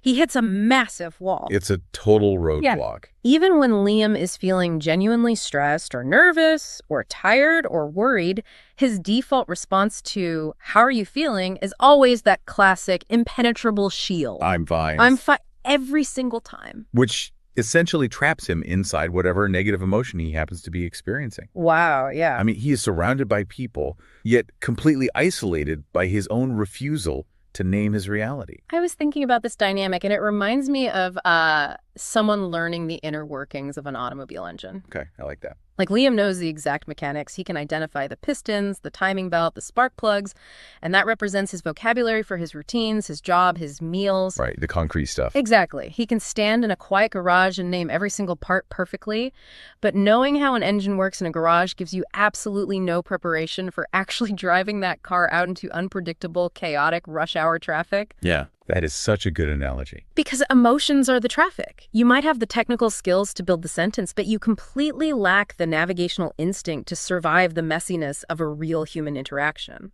And the unpredictability of the traffic is exactly what generates the terror. Right. When you are in a quiet garage or studying a textbook, nobody is reacting to you. You're completely safe. You're in a bubble. Exactly. Yeah. But the moment you bring emotion into a conversation, you are dealing with another human being's unpredictable response. Right, and Liam's internal monologue from the text illustrates this paralysis perfectly. It really does. When faced with the chance to share how he actually feels, he thinks to himself, what if I use the wrong words? What if people don't understand me? The fear of imperfection is completely overriding his need for connection. And that fear of imperfection, it goes far beyond language learners. Oh, for sure. Hiding our feelings is rarely about a fierce desire for privacy. More often than not, it is a fear-based mechanism tied to the pressure of getting it exactly right. Because Liam is terrified of the friction that comes with being misunderstood. Exactly. Yeah. He operates under this false assumption that if he cannot articulate his internal emotional state with absolute perfection, he just shouldn't articulate it at all. Right. He chooses the safety and isolation of, I'm fine, over the messy vulnerability of admitting he is struggling without having the perfect vocabulary to explain why.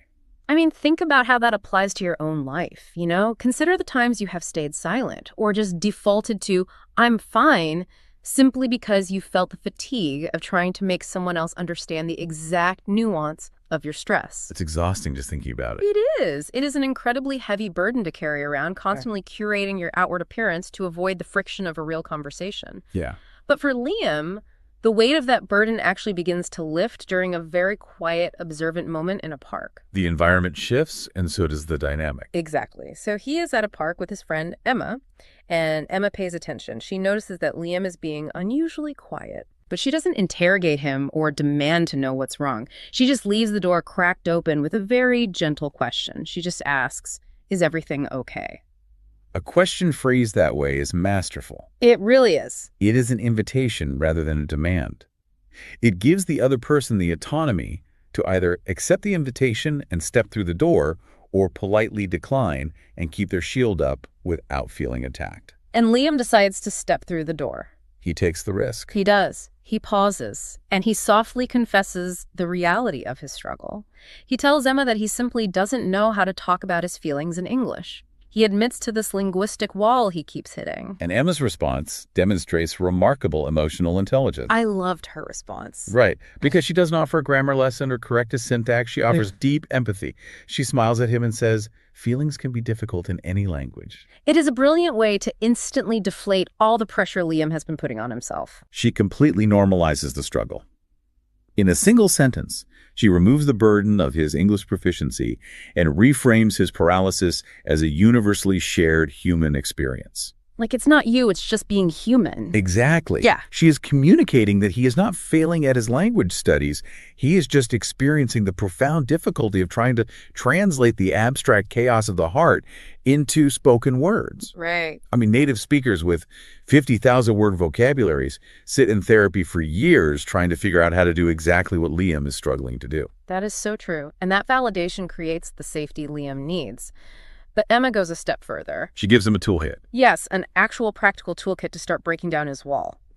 Let's look at the exact phrases the source text says she teaches him, because they are incredibly deliberate. They really are. She tells Liam to try saying things like, "I'm feeling stressed today. I'm a little nervous. I feel excited about my future. I'm feeling tired lately. I'm happy things are improving." These are foundational building blocks.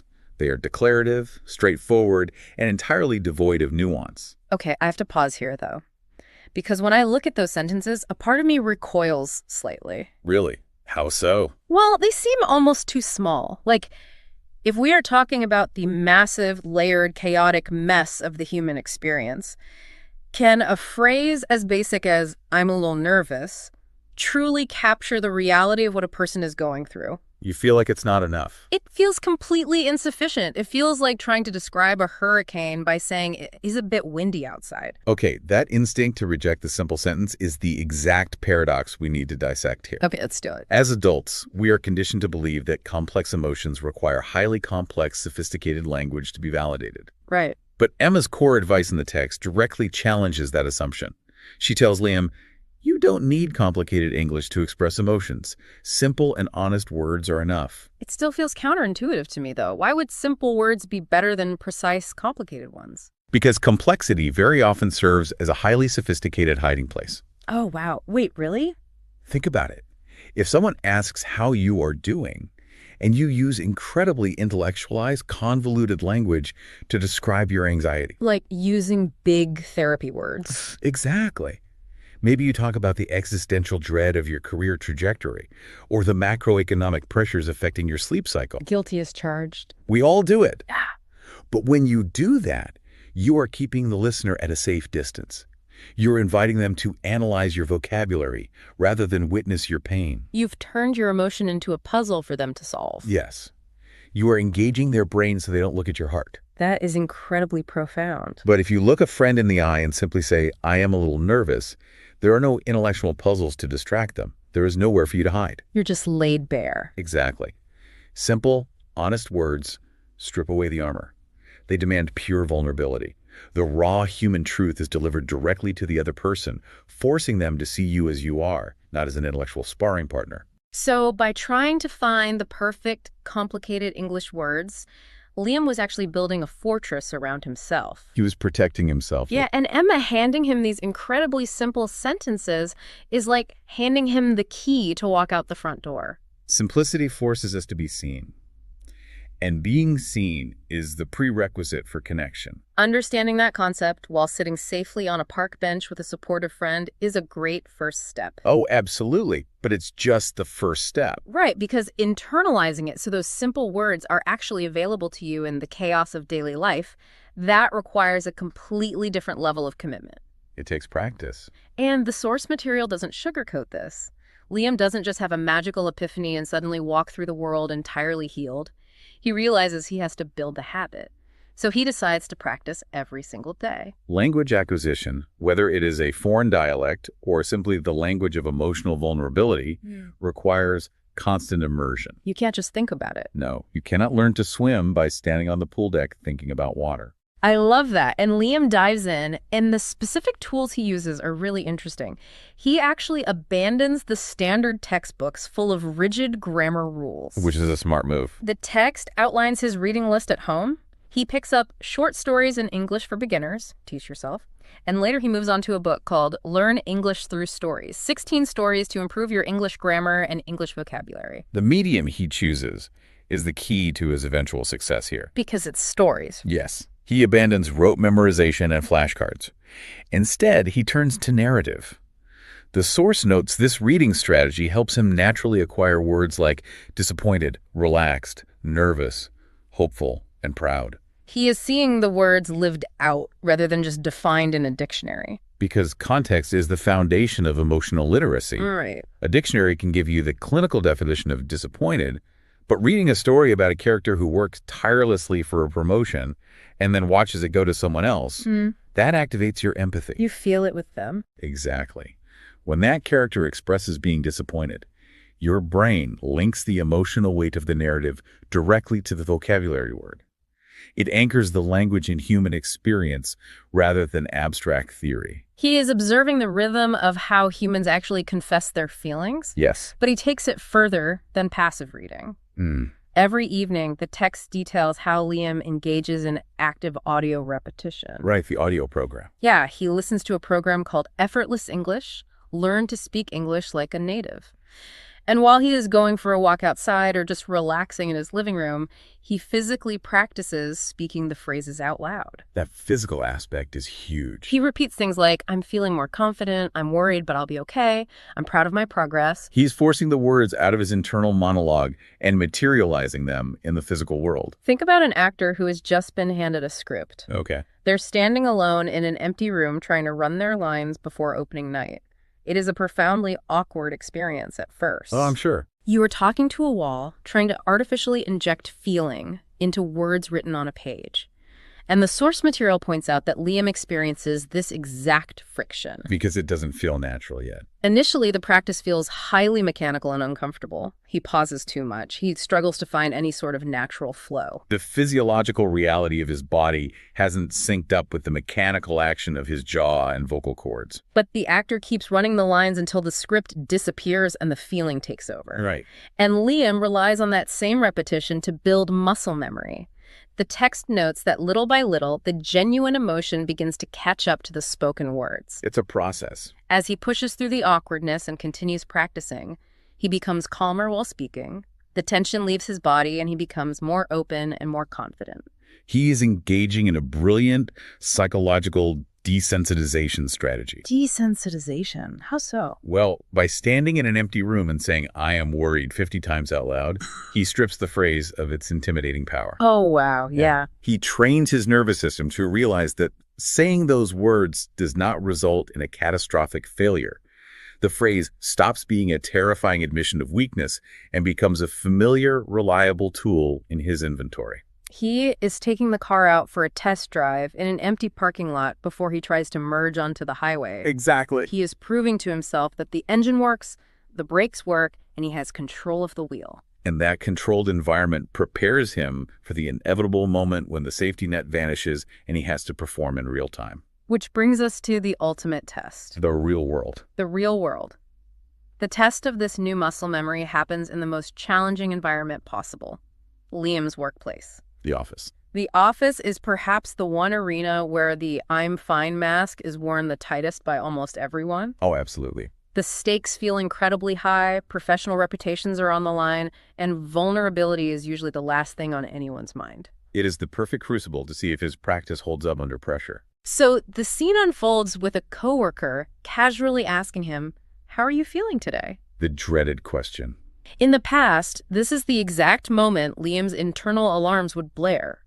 The fear of misunderstanding would spike. His brain would calculate the risk of using the wrong vocabulary, and he would slam the "I'm fine" button just to end the interaction and retreat to safety. The shield would go up before the coworker even finished the sentence. But this time, the narrative reaches its breakthrough. I love this part. Instead of deploying the habitual defense mechanism, Liam offers a genuine smile and says, "I was stressed this morning, but now I'm feeling much better." And every word of that interaction matters. Because of the reaction, right? Yes.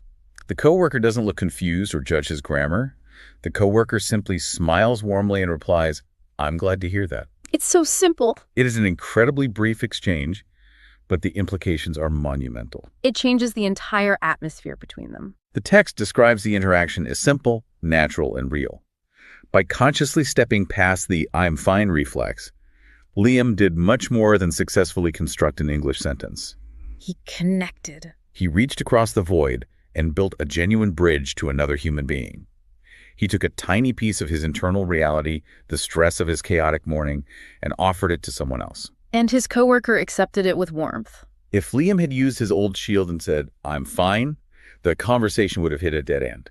It would have remained a closed, sterile loop. Right. But by offering a simple, honest truth, he invited his coworker to actually perceive him as a complete person. That moment triggers a massive epiphany for Liam later that evening. He realizes that the goal of expressing emotions was never about achieving perfect, flawless English. It never was. It was entirely about honesty, connection, and communication.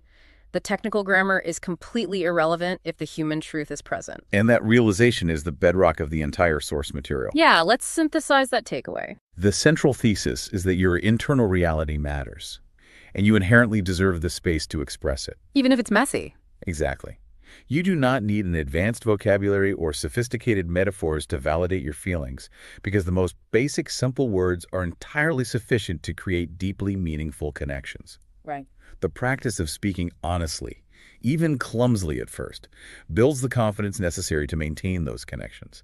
Engaging in real, unshielded conversations is how we grow our capacity for life, not just our capacity for language. So, as we wrap up this deep dive, we want to leave you with the same call to action that echoes through Liam's story. It's a good challenge. The next time you are in the hallway or the break room and someone casually asks you how you are feeling, pause for a fraction of a second. Notice the reflex rising in your throat to just say, "I'm fine," and make the conscious choice to step past it. Just try it once. Try to answer honestly, even if you only use one incredibly simple, basic sentence. Grant yourself the permission to be seen without the armor of perfection. Give people the chance to actually know you. And as you go back to your day, here is one final thought to mull over.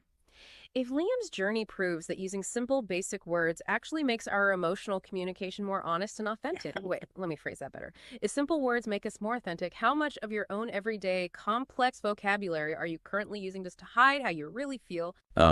What if the reason you keep, failing to achieve your massive life goals isn't because you lack discipline at all? Yeah, what if it's just because your goals are simply too big? Right, exactly. Welcome to today's deep dive. Our mission today is to tackle a universal struggle that you listening right now have absolutely felt before. I mean, you have these grand ambitions, right? Oh, absolutely. Like you want better health, or you want to build wealth, or maybe you want to master a completely new language. Yeah, but the moment you actually sit down to start, you are just hit with this paralyzing, suffocating feeling of overwhelm. The sheer volume of work required to cross the finish line just completely freezes you. It's a total system shutdown, and we are going to deconstruct how to break out of that paralysis today using a really practical narrative from the Easy English podcast. Right. The source material is a piece titled "Small Goals That Can Change Your Life." And I love this one because it serves as a perfect behavioral case study. It really does. It strips away all the intimidating, highly technical productivity jargon we usually see. It grounds the psychology of habit formation in a very relatable narrative. So we follow a guy named Noah. Let me paint the picture of where Noah is at mentally, because I think it's highly familiar. Noah is not lazy. Not at all. No, he's deeply ambitious. He has this vision for his future where he speaks fluent English. He is in great physical shape. He has a robust savings account, and he, walks through the world with supreme confidence. But the gap between that vision and his current reality is causing a total system failure. Every night, he lies awake thinking about these massive goals. And the mountain just looks way too high. So He defaults to the classic delay tactics. He tells himself, like, I'll start next week when things calm down at work, or I'll start when I have more uninterrupted time. You know, those delay tactics are a fascinating psychological defense mechanism. We tell ourselves we're just waiting for the optimal conditions. Right, the perfect time. Exactly. But from a behavioral standpoint, the perfect time is an illusion the brain creates to protect itself from immediate exertion. So weeks turn into months, months turn into years, and Noah remains completely stagnant. He is trapped at the base of the mountain, just staring at the peak, totally immobilized by the distance between the 2 points. And, I mean, if you are listening to this, you have been Noah. I have absolutely been Noah. Oh, we all have. So the fundamental question becomes, how do we break out of this loop of waiting for the cinematic movie montage where we suddenly have limitless motivation? Well, the source material answers this by detailing a seemingly mundane afternoon. Noah is sitting in a local park feeling completely defeated by his own lack of progress. And he happens to run into his older neighbor, Mr. Carter. Now, the narrative positions Mr. Carter as this calm, grounded presence, someone who operates at a totally different frequency than Noah's frantic, anxious ambition. Yeah, and Noah just unloads on him. He vents about all of these massive life changes he wants to make and how impossible it all feels. Mr. Carter listens and then drops this incredibly disruptive question. He looks at Noah and asks, "Can you change your entire life today?" Which is brilliant. It is. Noah actually laughs out loud. He says, "Of course not. That's impossible." And Mr. Carter simply replies, "Then don't try." Then don't try. I mean, it forces an immediate cognitive reset. Noah's entire problem is that he is trying to execute a 10-year transformation on a Tuesday afternoon. Okay, let's unpack this because society constantly beats the drum of the exact opposite philosophy, right? Absolutely. We are told to dream big, 10x your life, take massive action. We are culturally conditioned to believe that ordinary actions yield ordinary results, and therefore only superhuman massive actions yield extraordinary results. But Mr. Carter is laying out a philosophy that success is actually built from ridiculously small, almost imperceptible actions. He tells Noah to focus on one small goal. Read one single page, walk for just 10 minutes, learn one new word, save $1, drink one extra glass of water. Just what? Right, and from a societal standpoint, aiming to drink one extra glass of water sounds like settling. We're told to chip away at our mountains with dynamite, and Mr. Carter is basically handing Noah a teaspoon. What's fascinating here is the underlying evolutionary biology of why the teaspoon method actually works and why the massive action approach practically guarantees failure for someone in Noah's position. Right, because when a goal seems too large, it doesn't just make us nervous. No, it triggers an actual threat response in the brain. The amygdala, which processes fear and threat detection, literally cannot distinguish between the stress of a looming, impossibly large cognitive task and a physical predator in the wild. Wait, so the brain treats learning a language like a tiger chasing you? Exactly. The sheer scale of learning an entire language creates intense cognitive friction. The brain calculates the massive energy expenditure required, views it as a threat to your biological reserves, and literally shuts down your executive function to conserve calories. Wow. So that paralysis Noah feels isn't a lack of willpower. It's a biological lockdown. Yeah. By dreaming too big, you are accidentally terrorizing your own nervous system into doing nothing. The big goal is the threat. That is wild. So Mr. Carter's advice to make the goal ridiculously small is like a psychological Trojan horse. Precisely. When Noah laughs and says those goals seem too small, Mr. Carter reveals the core mechanism of the framework. He says, small goals are easy to start and easy things get done. Because when you tell yourself you only have to read one single page of a book, the amygdala doesn't sound the alarm. Right, the brain says 1 page. That requires almost 0 caloric energy. We can do that.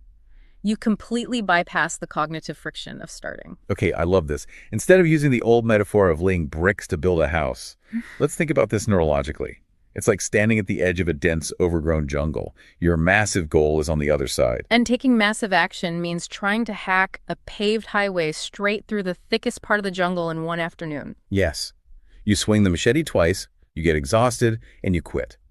But reading one page or learning one word is just walking into the jungle and bending a single blade of grass. It feels like you did nothing. Exactly. But if you walk that exact same path the next day and bend one more blade of grass, eventually you pack down a dirt trail. And biologically, that dirt trail is a new neural pathway. The brain defaults to the paved highway of your old lazy habits because it saves energy. Right. Bending the grass doesn't trigger the calorie-saving alarms. You are creating the infrastructure for a new habit without the brain even noticing it's doing work. So if taking this biological hack and applying it to a seemingly impossible intellectual task is the goal, let's look at exactly how Noah actually did this. Yeah, let's look at the blueprint. The source material gives us his highly specific blueprint for mastering the English language. Yeah. That evening, Noah decides to test the teaspoon theory. Instead of scheduling a grueling 3-hour study session that he inevitably would have procrastinated on, he picks up a book. And the text notes he chose, short stories in English for beginners. Teach yourself. He commits to reading 1 page. Just 1 page. Because he only has to read 1 page, there is no dread.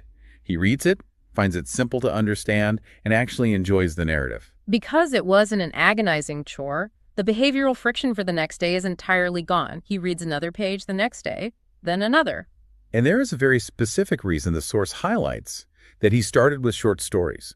He didn't start by reading a dense grammar textbook. Right. The brain encodes narrative information vastly better than it encodes isolated data. When you read a story, you are learning vocabulary and context. The brain attaches the new English word to the emotional weight of the story, making it much easier to recall. It is contextual learning versus rote memorization. And a few weeks later, seamlessly following this dirt trail he's packing down, he upgrades the habit. He moves to a slightly more advanced book. Yeah, learn English through stories. 16 stories to improve your English grammar and English vocabulary.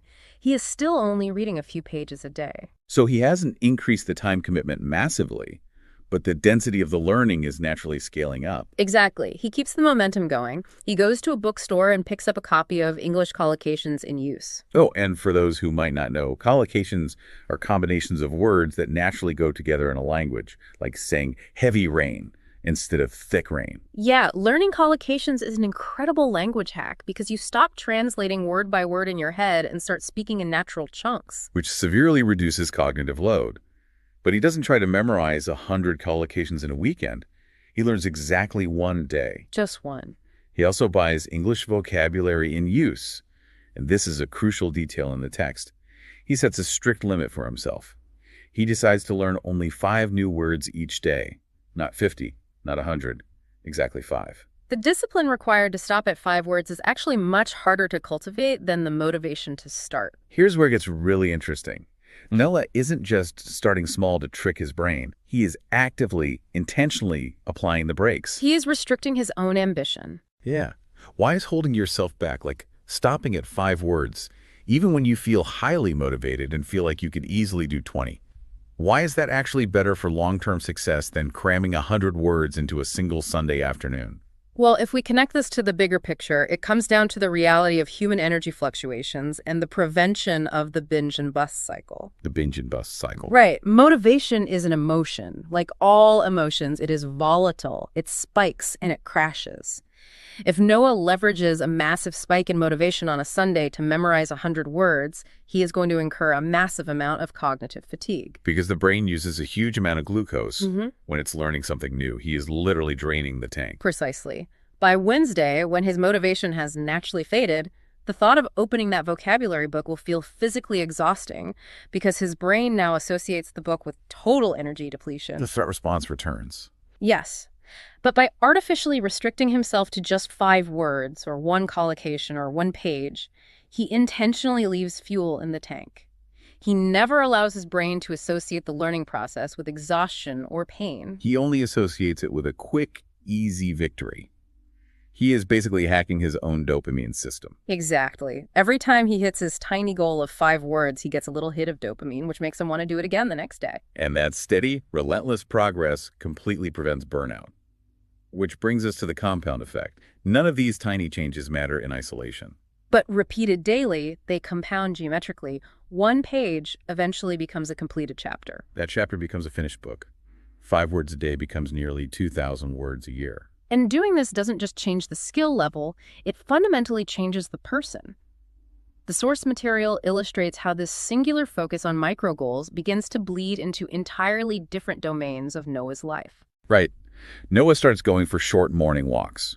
And while he's walking, he layers his habits. He listens to an audio program called Effortless English, Learn to Speak English Like a Native. He is stacking the physical health goal with the linguistic goal. But the detail the text really wants us to pay attention to are the specific phrases he begins repeating to himself while he is walking. The mantras. The text explicitly lists them. He tells himself, I can improve every day. Small steps matter. I am becoming more confident. I am becoming more confident. So what does this all mean? We are moving past just learning vocabulary. We are talking about a total identity shift. Yeah, there is a concept in behavioral psychology called identity-based habits. The idea is that true behavior change is identity change. Right, because if you just tell yourself, I am a confident person who speaks English, but you have no proof, your brain rejects it as a delusion. But every time Noah reads his 1 page or walks his 10 minutes, he is casting a vote for his new identity. He's providing his brain with undeniable physical evidence that he is a person who improves daily. This is like laying bricks. At first, it's just a pile of bricks, but eventually, without even realizing the exact moment it happened, you've built a house you actually live in. This raises an important question about how we fundamentally misunderstand the chronological relationship between motivation and action. How so? Well, we operate under the assumption that we need to feel motivated in order to take action. We sit around waiting for the inspiration to strike. But the causal chain revealed in Noah's story proves the exact opposite is true in human psychology. Action precedes motivation. Taking the step is what generates the desire to take the next step. Yes. The sequence is absolute. Small, non-threatening goals bypass the amygdala and become daily habits. And those daily habits compound over time and create visible, undeniable progress. Exactly. That tangible progress provides the psychological evidence required to generate genuine confidence. And that newfound confidence alters your core identity, which is what actually changes your life. Which leads us to the climax of the narrative. Months later, Noah finds himself sitting in the exact same park where this whole experiment started. Sitting on the same bench. Yeah, but he is a fundamentally different biological and psychological organism. He is physically healthier, his English comprehension has skyrocketed, he has systematically saved money, and above all, he possesses a quiet, undeniable pride. He isn't anxious about the future anymore. No, he's not. And Mr. Carter happens to walk by again. He sees the physical change in Noah. He smiles and asks him a very deliberate question. He says, how are your goals? And Noah's response is the absolute bedrock of this entire deep dive. He looks at Mr. Carter and says, they're no longer goals, they're habits. Wow, they're habits. It is the ultimate realization that the mountain has been conquered not by an explosive leap, but by the relentless packing down of that dirt trail. Waiting for a sudden burst of motivation or waiting for the perfect time to start your massive life overhaul is a complete neurological trap. The perfect time does not exist. It really doesn't. The cinematic movie montage where everything just clicks into place does not exist. There is only right now and the smallest possible action you can take to bend that first blade of grass. We must internalize that these small actions will feel entirely insignificant in the moment. Reading 1 page of a beginner's English book will not make you fluent by tomorrow morning. Saving $1 today will not make you wealthy by next week. Exactly. Wait. The brain will try to tell you that because the result isn't immediate, the action is worthless. But the source material proves that when repeated every single day, the compound interest of those micro actions is the only reliable vehicle for total transformation. We've seen exactly how this framework rewired Noah's brain. We've explored the underlying neuroscience of the threat response and why intentional restraint prevents the binge and bust cycle. But now it is time to turn the spotlight directly back onto you, the listener. It's time to take Mr. Carter's advice out of the hypothetical park and inject it directly into your own life. The easy English text leaves us with a highly actionable directive. Stop waiting for the massive opportunity or the surge of superhuman discipline. Real change starts with an action so small, your brain doesn't even register it as effort. 1 sentence, 1 healthy choice, 1 short walk. So I am challenging you right now, using the exact question posed by the text. What is 1 small goal you can start right now? I want you to really visualize that thing you've been putting off because the mountain just looks too steep. Shrink it down. Shrink it until it feels absolutely ridiculous not to do it.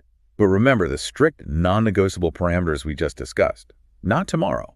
Not next week when things calm down. Today. Make it simple, make it completely frictionless, And above all else, stay relentlessly consistent. Because as the neuroscience and Noah's narrative have showed us, ridiculously small goals have the unparalleled power to sneak past our defenses and create extraordinary results. The source material brilliantly proves that if we reduce our grandest ambitions to ridiculous micro-habits, they eventually just become part of who we are. Which is a beautiful thing. It is, but that leaves us with a fascinating paradox to mull over. Once your ultimate goals successfully dissolve into thoughtless daily routines, well, what happens next? Do you keep finding new mountains to chip away at with your teaspoon, or is the ultimate achievement simply learning to find peace in the rhythm of the scooping? Think about it. Thank you for joining us on this deep dive. Keep taking those small steps forward, and we'll see you next time.